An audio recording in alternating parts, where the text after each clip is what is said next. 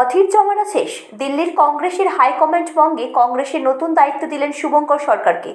লোকসভা ভোটের হারের পরই প্রদেশ কংগ্রেসের দায়িত্ব থেকে অব্যাহতি চেয়েছিলেন অধীর রঞ্জন চৌধুরী।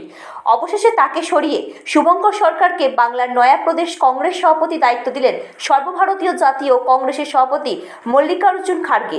জানা গেছে, লোকসভা বিরোধী দলনেতা রাহুল গান্ধীর অত্যন্ত ঘনিষ্ঠ শুভঙ্কর সরকার। রাজনৈতিক মহলের অনুমান, বঙ্গে সংগঠন দুর্বল কংগ্রেসের ভার সামলাতে ও তৃণমূলের সঙ্গে রাজ্য ও কেন্দ্রের সমীকরণ ঠিক রাখতেই শুভঙ্কর সরকারের উপর আস্থা রাখল দিল্লির হাইকমান্ড।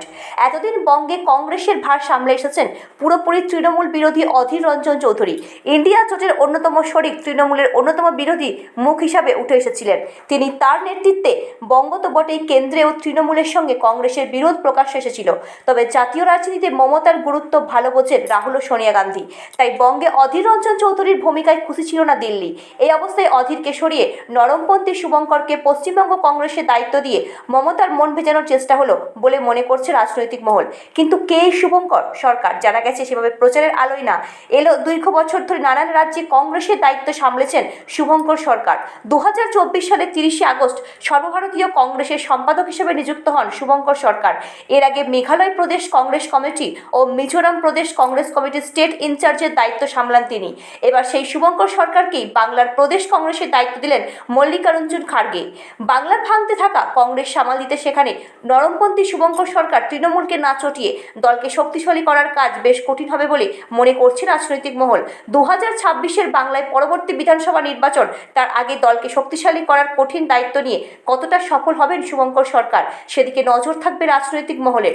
এদিকে নতুন দায়িত্ব পেয়ে শুভঙ্কর সরকার বলেন, আমি খুব ছোট একজন কংগ্রেসের কর্মী। সেই কর্মীকে যে দিল্লির হাইকমান্ড পশ্চিমবাংলা কংগ্রেসের দায়িত্ব দিয়েছেন, সেই দায়িত্ব পেয়ে আমি মনে করি আমি নয়, আমরা এই দৃষ্টিভঙ্গি নিয়ে, এই সচেতনতা নিয়ে পশ্চিমবাংলায় কংগ্রেস কর্মীদের যে চাহিদা এবং নেতৃত্ববর্গের যে নির্দেশ, তাকে সঙ্গে নিয়ে পশ্চিমবাংলার মানুষের কংগ্রেসের প্রতি যে আশা ভরসা, সেই প্রত্যাশা যাতে পূরণ করা যায়, সেই লক্ষ্যেই আগামী দিন প্রদেশ কংগ্রেসের চলার পথ তৈরি হোক বলে আমি মনে করি।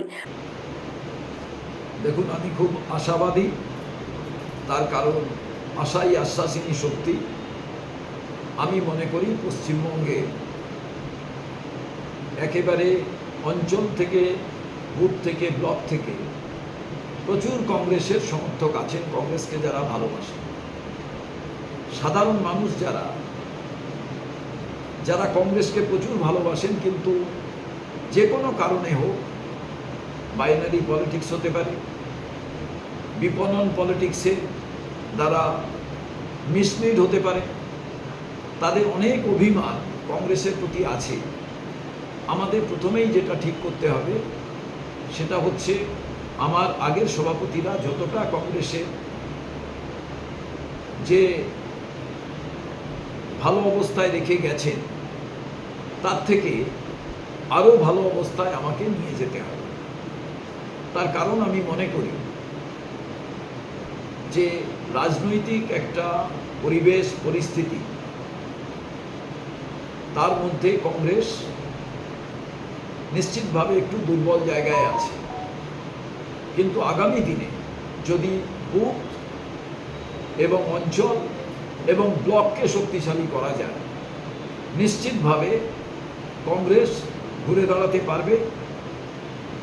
এবং পশ্চিমবাংলার যে বাইনারি পলিটিক্সের শিকার মানুষ হচ্ছেন, ইতিমধ্যেই মানুষ শিক্ষাক্ষেত্রে অরাজকতা, অন্ধকার দিক দেখেছেন, রেশন ব্যবস্থার অথই জল এবং কালো দিক দেখেছেন, স্বাস্থ্যক্ষেত্রে পুরো অন্ধকার দিক আমরা দেখছি। সার্বিকভাবে যে একটা দুর্নীতির পরিবেশ, আইন শৃঙ্খলার জায়গায় আর.জি. করের ঘটনা প্রমাণ করে ভারতবর্ষের বুকে বাংলার আর.জি. কর নিশ্চিতভাবে একটা বড় কালো দাগ। এই মতো অবস্থায় আমাদের কংগ্রেসকে শক্তিশালী করার মধ্যে দিয়েই বাংলার উন্নতি ঘটাতে হবে, এটাই আমি চাই। তা আপনি সভাপতি হয়ে,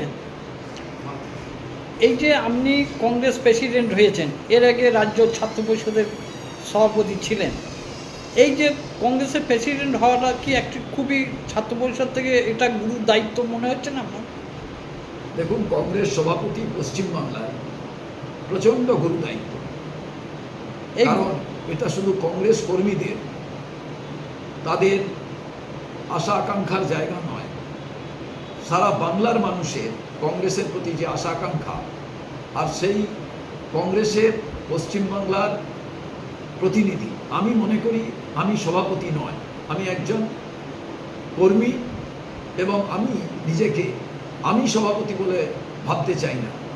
আমি নয়, আমরা স্লোগানের মধ্যে দিয়ে আমি কংগ্রেসের যত সমর্থক কর্মী নেতৃবর্গ আছেন তাদের যে নির্দেশ, তাদের উপদেশ, যারা সিনিয়র এবং আমার যারা সাথী একেবারে অঞ্চল পর্যন্ত, সবার সঙ্গে আলোচনা ক্রমে এবং একসঙ্গে আমরা কংগ্রেসকে কী করে শক্তিশালী করা যায়, মানুষ কী করে কংগ্রেসকে গ্রহণ করে, কংগ্রেস যাতে সাংগঠনিক দিক থেকে কিভাবে আরও গুরুত্বপূর্ণ জায়গায় যায়, এটাই আমার কাছে প্রধান লক্ষ্য।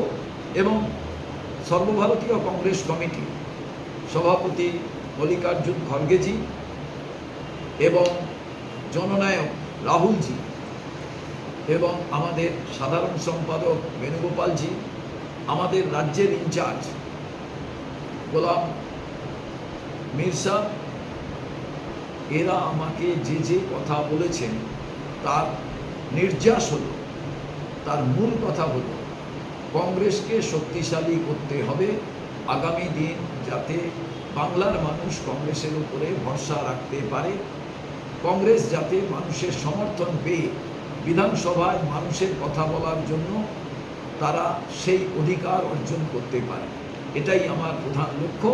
সেই কারণে ফ্রন্টাল অর্গানাইজেশন, সেল এবং কংগ্রেসের শ্রমিক সংগঠন সবার সঙ্গে আমি এমনভাবে কাজ করতে চাই যে একসঙ্গে সবাই মিলে কাজ করলে আমি মনে করি নিশ্চিতভাবে কংগ্রেস শক্তিশালী হবে এবং মানুষের সমর্থন পাবে। মানে সর্বস্তরে কংগ্রেসের নেতৃবর্গে কতটা আশ্বাস পাচ্ছেন? সবাই মিলে সমর্থন করেছেন এবং নিশ্চিতভাবে আমাদের তো এখন সাংগঠনিক দিক থেকে আমরা একটু দুর্বল জায়গায় আছি। আমরা 2021 বিধানসভায় আমাদের যে পারফরমেন্স ভালো হয়নি। 2024 আমরা একটা পার্লামেন্ট জিতেছি, আমাদের একজন মেম্বার অফ পার্লামেন্ট আছেন। তো সেই মেম্বার অফ পার্লামেন্ট যে জিতেছেন সেখানকার যারা ভোটার তাকে জিতিয়েছেন, সেই ভোটারদের কাছ থেকে আমাদের জানতে হবে যে তারা কেন কংগ্রেসকে ভোট দিয়েছে।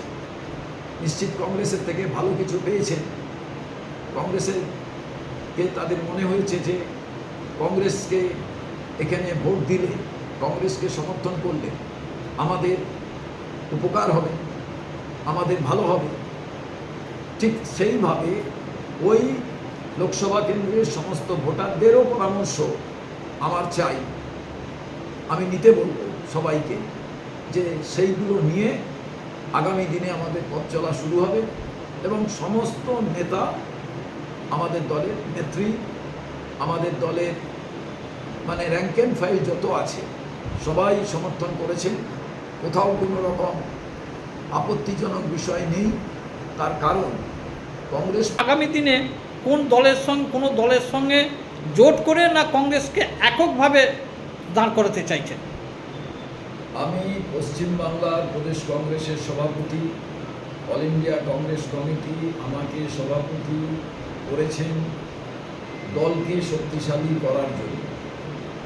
আমার প্রথম priority how to revive, how to rebuild Congress. কংগ্রেসের যে গৌরব ছিল তাকে পুনরুদ্ধার করার জন্য আমার রাজনৈতিক জীবনে আমি একটা জিনিস মনে করি, আমার দলের যে ঝান্ডা, সেই ঝান্ডার বিপক্ষে যে ঝান্ডা থাকবে তাদের বিরুদ্ধেই আমার লড়াই। কিন্তু কারুর সঙ্গে আমি এই লড়াইতেই যেতে চাই যে গণতান্ত্রিক ব্যবস্থাকে যারা ধ্বংস করতে চায় আমি তাদের বিরুদ্ধেই প্রখরভাবে লড়াই করব। এটাই আমার মূল কথা, আমার রাজনৈতিক দলে এটাই ঘোষিত নীতি।